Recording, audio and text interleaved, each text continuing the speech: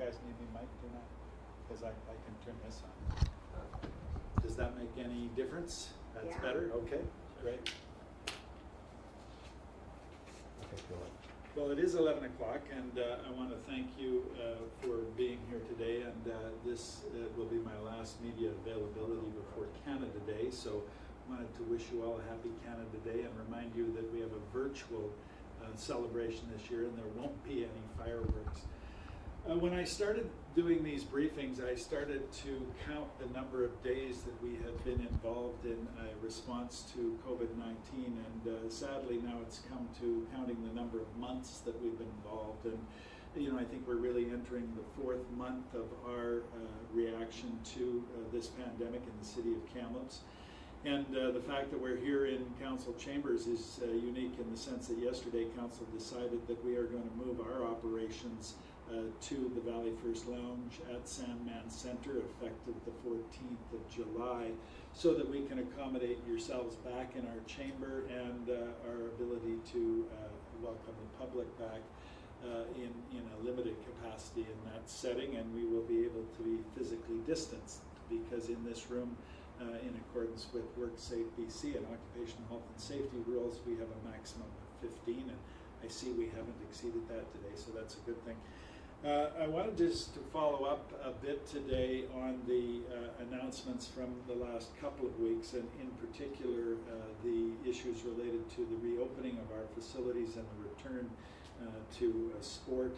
I mentioned last week that our Tournament Capital Center is open, and our Wellness Center and our High Performance Athlete Center is open, as well as the spray parks, and Mother Nature did not cooperate, but the kids seem to be out there and enjoying it anyway.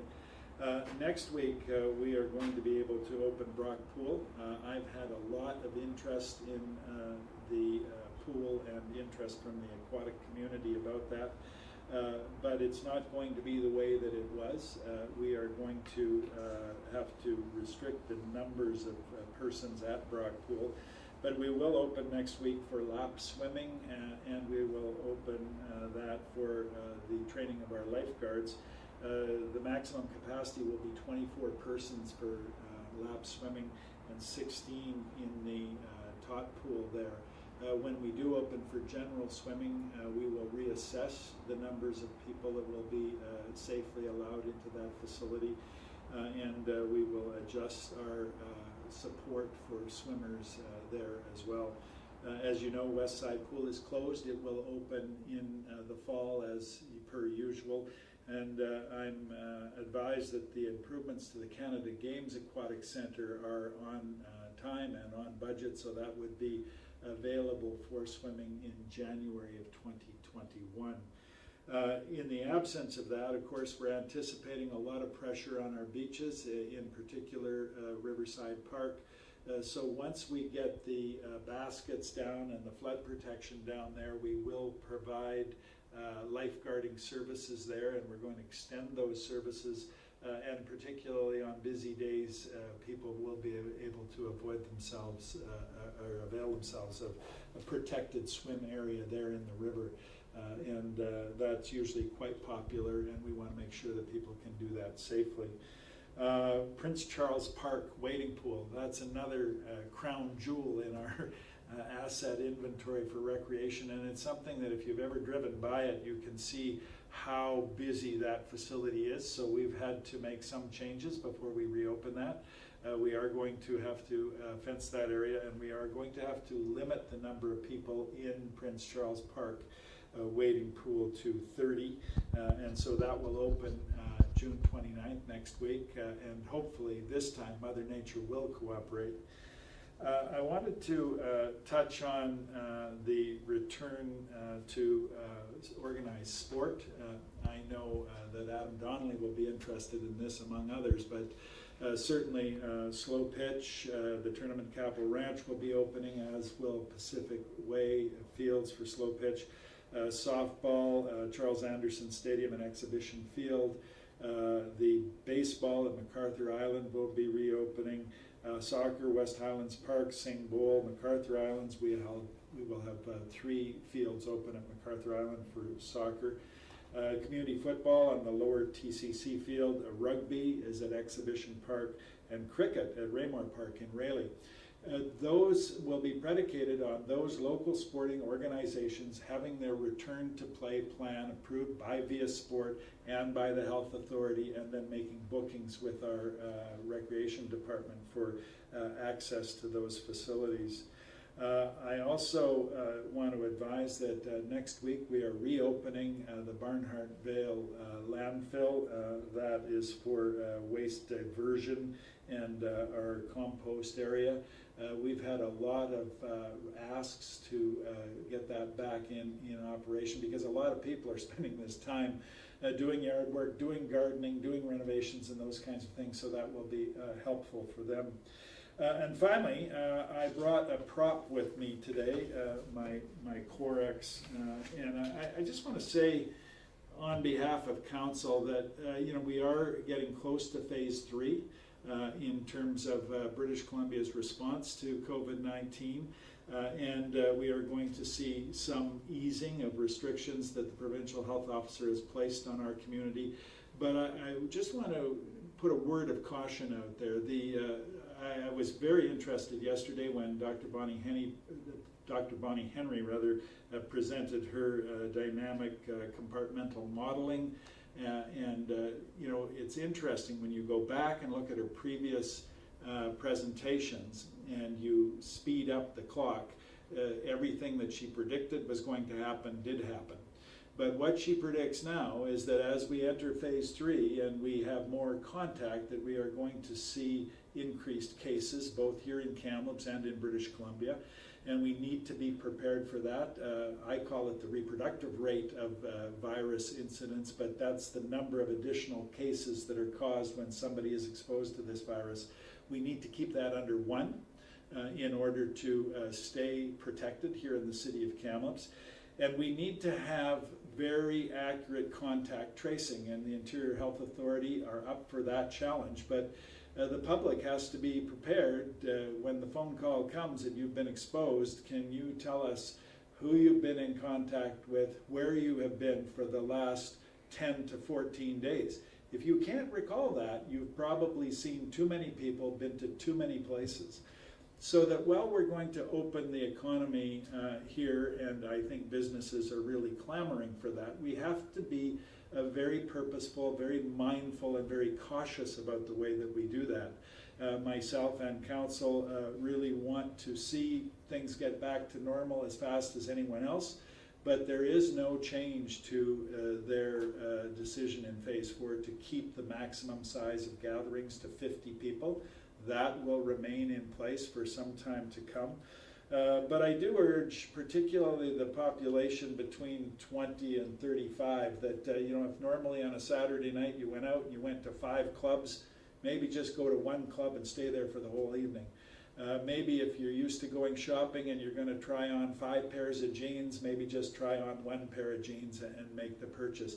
It's those kinds of decisions that we will make every day that will help keep us safe, both here in Kamloops and in British Columbia. And I want to reiterate that cleanliness is going to be our friend, and hand hygiene, respiratory etiquette, as well as physical distancing. That does not change as we move to further phases.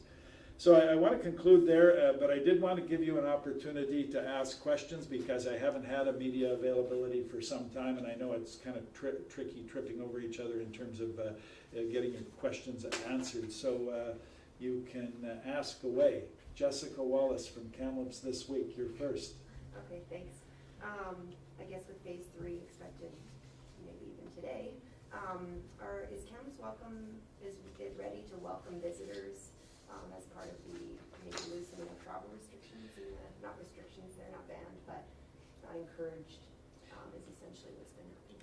Yes, I had a conversation with Lisa Baer, the Minister of Sport, Culture and Tourism last week. She asked me that very question, is Kamloops prepared? Certainly on the basis of the research done by Tourism Kamloops, we seem quite prepared to welcome regional visitors to Kamloops. We seem prepared to welcome British Columbians to travel here. Then it gets much softer, and it gets very soft when you start looking at the U.S. border. yesterday, the number of cases in Washington State were disturbing. There's really no epidemiological difference between central British Columbia and Washington State other than the 49th parallel. So I don't see that opening anytime soon. But to Minister Baer's question, I did indicate that Kamloops would be ready to participate with Destination BC in a BC travel initiative that would allow us to see all of the things that are here and around us, the Wellsgrave Park, the Shuswap Lakes, you know, and even some of the smaller kind of facilities that we've overlooked. I often talk about the Hop and Hog restaurant up in Clearwater, or I talk about the Ashcroft Museum.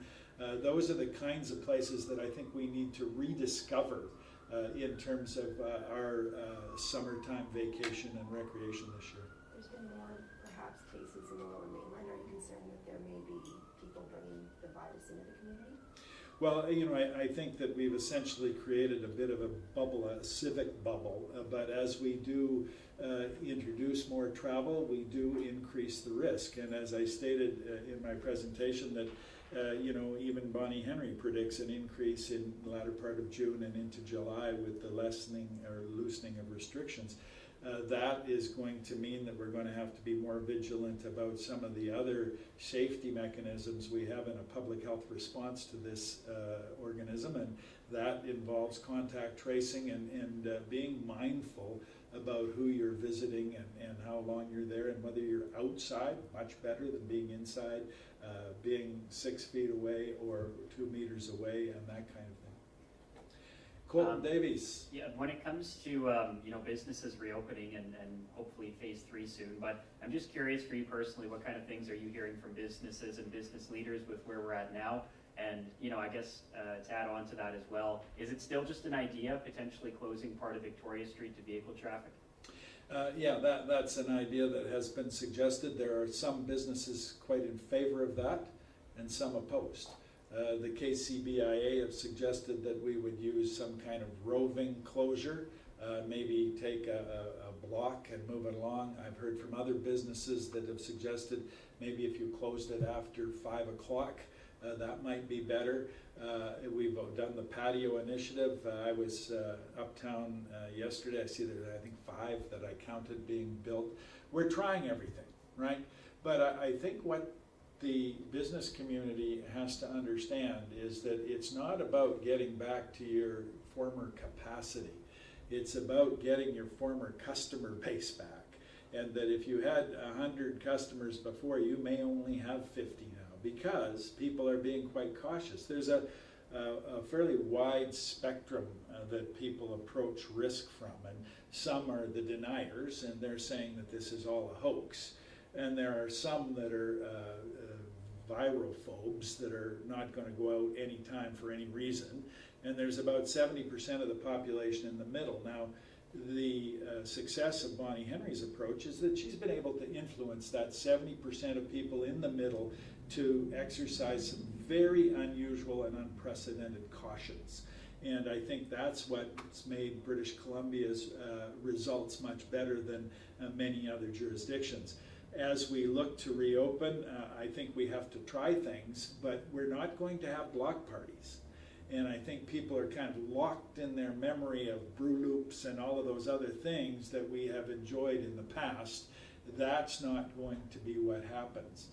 And so whether or not the road is closed or the road is open is really immaterial. It's whether or not we get a consensus among the business community, and let's not be afraid to pilot different things in terms of our response.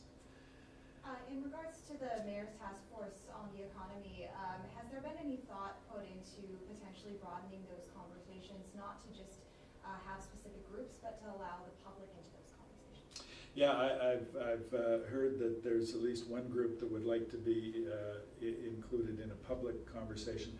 When I set the Mayor's Task Force up, I did so with the guidance from the corporate officer about what's a council committee and what's a mayor's committee. And a mayor's committee can be exactly that, people that are appointed, and they can serve on that if they so desire.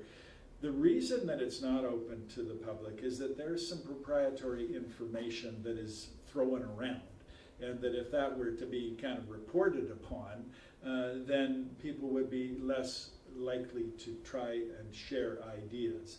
And so what I have said is that councillors, and they have been very successful, and we're having another Mayor's Task Force meeting at 1 o'clock this afternoon to hear from 4 more councillors. They have been canvassing every kind of group that you can imagine in this community about their ideas for economic recovery and renewal in Kamloops. All of those ideas are being brought to the committee. They're going to be discussed, and we will come out with recommendations in July. We will further massage those recommendations, and all of that has to come back to council. So that will likely happen in August, and that will be an opportunity for those people to see whether we did well or didn't do well. That does not negate that organizations in this community can get together and talk about economic recovery and renewal. It doesn't all have to come from the office of the mayor. So if there's the Association of Barber Shops, or if there's the Rotary Clubs, or whomever it is that wants to provide input, we're quite willing to provide that, and they are quite able to set up their own task force on recovery. We're in this for the long haul. This is not going to be an easy solution. Getting back to Colton's question, who am I hearing from? I'm hearing a lot from the hospitality and tourism sector, in particular hotels, restaurants, and those people in the tour area. They are really having a tough time, and they're really struggling. I'm also hearing from other businesses that business is booming. I had a number of people from the bicycle industry in here last week, and they were just talking about how much cycling has taken off during the pandemic. I heard from a couple of landscaping firms. I heard from a pool company that said they can't get enough above ground pools and hot tubs because people are deferring the expense that they were intending to put into an international travel trip to say, hey, I'm not going to Mexico this winter, I'm going to buy a hot tub. So those kinds of things are sort of starting to nuance their way through our local economy. But it is very clear to me that if you're in the hotel industry, last I spoke with them, they were telling me about 20% occupancy rate year over year. At the airport, we're running at about 10% of our passenger volume. So those kinds of things really percolate down into our local economy, and they affect everyone from cleaning staff to bus drivers to taxis to wait staff to cooks to delivery people. All of those people I have grave concerns about. Right now, the federal government has propped up many of those people and supported them through federal programs, but that may not last forever. Next question. With the recreation facilities that you listed today opening up, what facilities are still closed in the city due to COVID? Virtually none. I think this is pretty much the last facility. I see Kirsten's giving me the cut note. Which ones do we have left to go? Our community halls are all still closed. Westside Pool and Fitness Center is still closed, and some of our arenas. Yeah. So that would be the Brock Arena and the Westside Pool I mentioned, and those at Memorial, and those community rooms. And the largest reason there is that those rentals were kind of predicated on weddings and events that had more than 50 people in them, and you just can't have that anymore. And the wedding industry has really suffered. So. Is the general gym area at the GCC open? Yes, it is. Yeah. You kind of talked about it a little bit here, but I guess maybe we'll see this at next month's budget update. But in terms of the impacts of not having concerts, not having these larger events, and maybe revenue streams from larger events being affected by the city, can you just comment on how you might expect at this point that to factor into the budget for this year and perhaps beyond? Yeah, we're going to have on the 15th an update from Kathy Humphrey, our Chief Financial Officer. And the items you mentioned, Colton, are things that will have influenced our budget.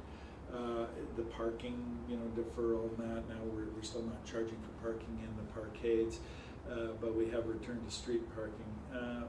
Those are all kind of chipping away at the budget. The bigger concern that I fear is that we're kind of pushing this down the road into 2021, 2022 in terms of when we're going to have to pay the piper for all of these losses that we've had. And I worry about the assessment for commercial properties, what BC assessment is going to do in terms of assessing vacant businesses. They had been busy and viable and they had an assessed value. Now many of them are vacant. A lot of commercial space is vacant. We are seeing, as a result of the work from home initiative, that a lot of companies are saying, hey, that works. We really miss the 400 employees next door at British Columbia Lottery Corporation that generally filter into downtown every lunch hour and every coffee break. And I'm talking to Greg Moore regularly about their proposed return to work.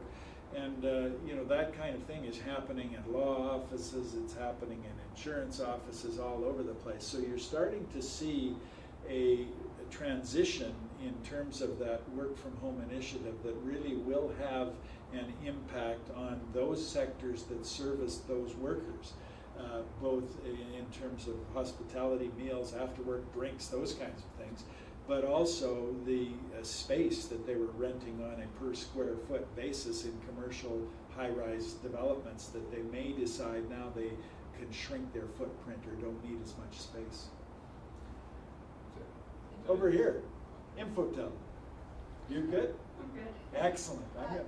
Yes. Do you anticipate there will ever be a new date set for the referendum on the Kamloops Center? I have had a chance to reach out to the Kamloops Center for the Arts Society, and they have indicated to me that they are not interested at this point in time in pursuing that.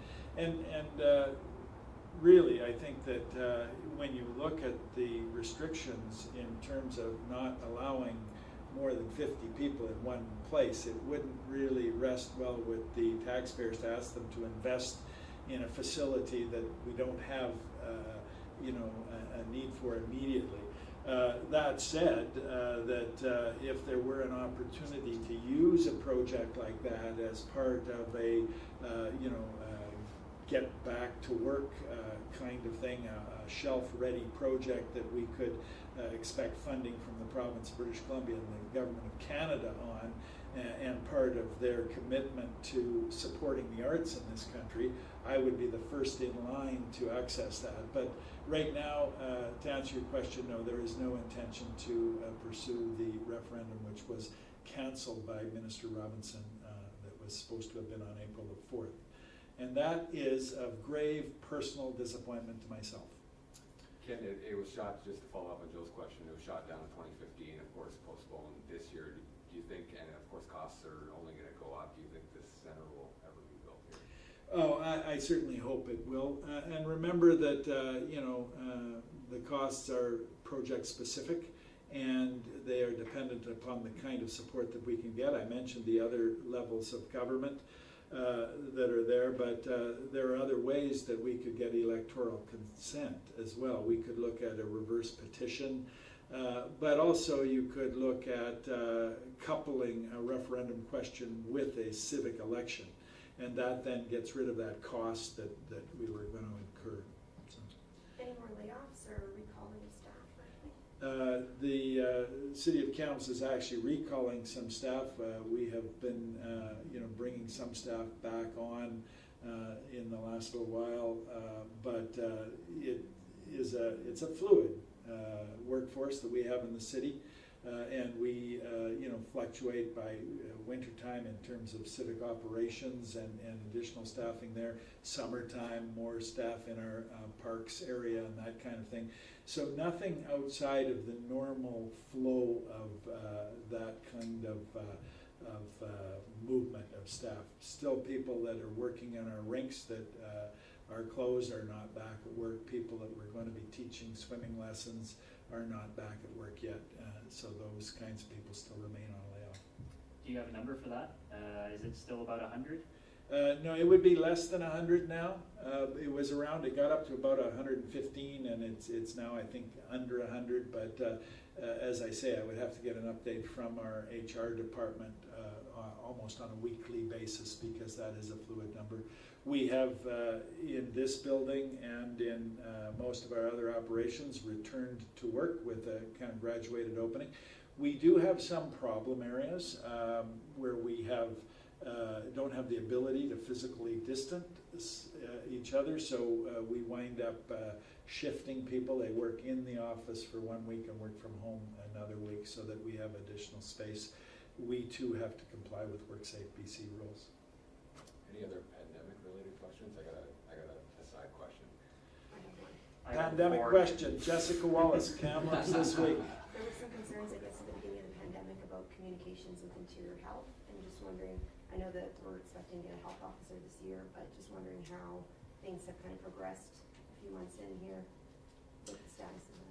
Yeah, I had an opportunity to speak with the President and CEO, Susan Brown, and I am confident in both the response to the pandemic from Interior Health, as well as we've ironed out some of the channels of communication to get response to questions that people have about whether businesses might be complying or not complying, restaurants, that kind of thing. So all of that has been worked out, and things seem to be going well. Royal Inland Hospital seems to be returning to the number of elective surgeries that they had previously. I worry about the long-term care industry, in particular the issue related to staff working in multiple facilities, in particular the issue about having multiple residents in one room. Those kinds of things are going to make a very structural difference to that entire sector. And remember, that's a sector that's partially operated by Interior Health, partially funded by Interior Health through private providers, and some that are total private pay.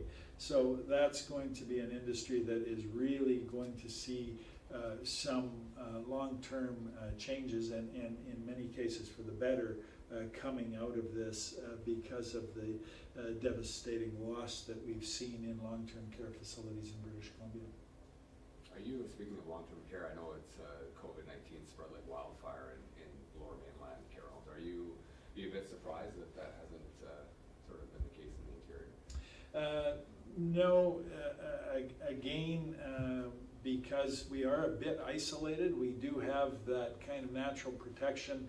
I think the most brilliant thing that both Minister Dix and Bonnie Henry did was clamp down early prior to March break, and we managed to dodge a bullet, quite frankly, in terms of bringing a lot of COVID-19 into our community and having sustained community transmission.